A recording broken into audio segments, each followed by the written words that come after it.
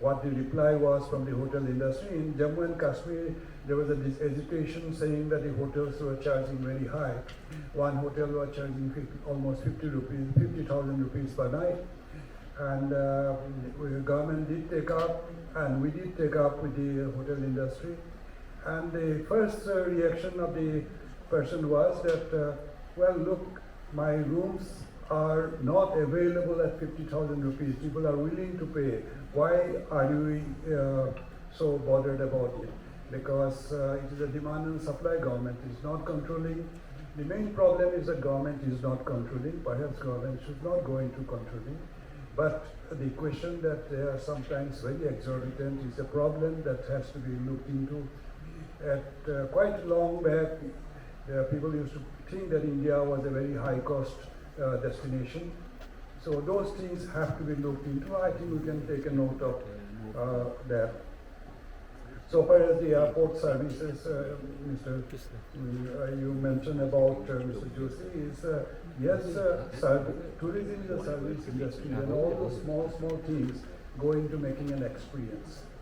And that experience is what we are trying to create.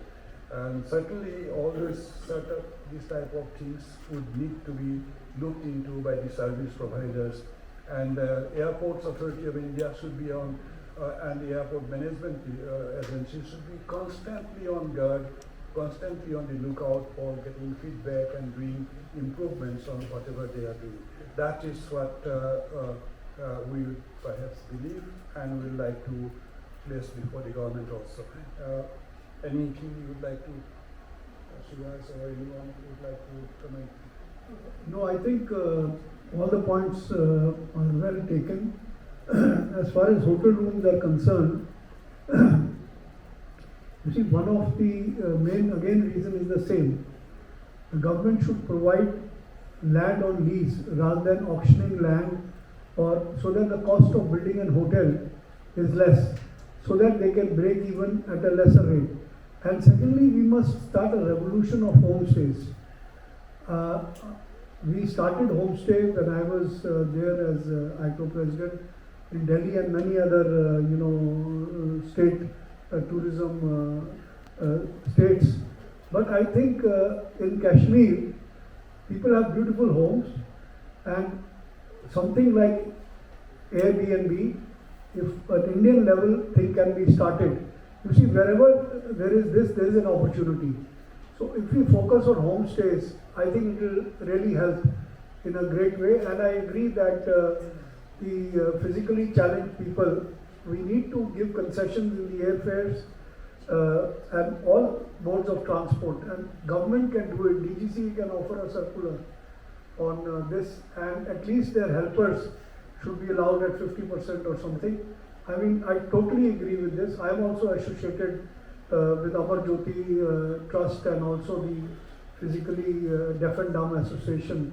I am actively involved with them. And I really feel that we need to do as a nation something for the physically challenged people. Thank you, Subha. Now we will close this session for the next one, very important. Mr. Joshi is waiting here. We have closed quite on time, I must say. I would have liked to do it a little earlier. I'd like to thank all the speakers, Mr. Gupta, Mr. Bali and Subhas Goyalji, for their presentation and their response, and all the ideas that come to get out here. We hope to compile and interact with the government, including the questions and answers that were posed. That these are the issues which have come out from this thing, and we look forward. And thank you very much for your. Thank you. Thank you very much indeed, sir. I would request you to kindly present a small token of appreciation and gratitude to all our eminent speakers. We present to Shri Anup Banerjee.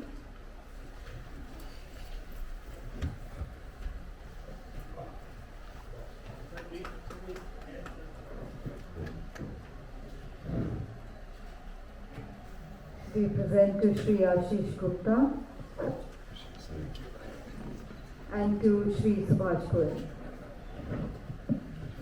So ladies and gentlemen, in this session we had some very exciting, powerful, insightful and knowledgeable presentations which were very, very interesting.